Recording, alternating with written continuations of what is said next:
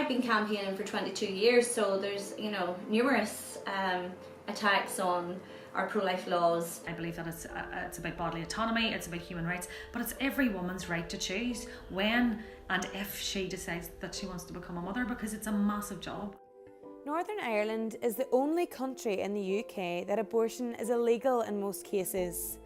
Following the 8th Amendment referendum in the south of Ireland last year, pro-choice activists are campaigning saying that the north is next. Well, I mean, what repeal did was show up that Northern Ireland now have the most archaic abortion laws in Europe.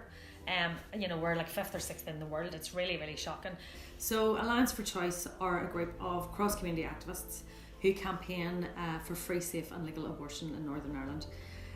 We were formed around 1996 when the Blair Labour government came into power, and we thought in our infinite wisdom that the Labour government would deliver the extension of the 1967 Abortion Act to Northern Ireland. The UK's 1967 Abortion Act allows abortions up to 24 weeks into pregnancy, but this act only applies to England, Scotland and Wales and was never extended to Northern Ireland.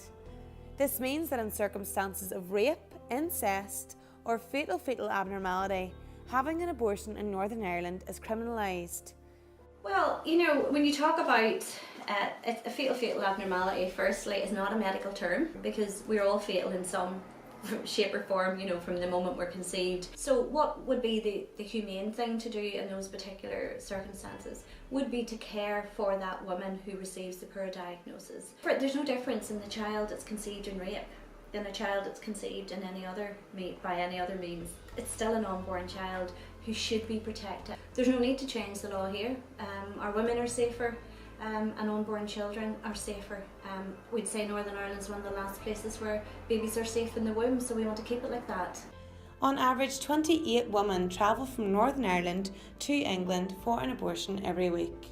A YouGov poll carried out in October 2018 found that 75% of people in Northern Ireland want the abortion law to change. I mean, the thing is, if we could change the legislation in the morning, you're not going to change all hearts and minds in Northern Ireland because of the silence and the shame and the stigma and the lack of access. So we have a lot of work on the ground to do to dispel myths, to talk about people why women need to access abortion. I suppose we've seen how far we've come in the past 10 years. So, the future's bright. The future is free, safe, legal abortion in Northern Ireland, and we're going to make sure of it.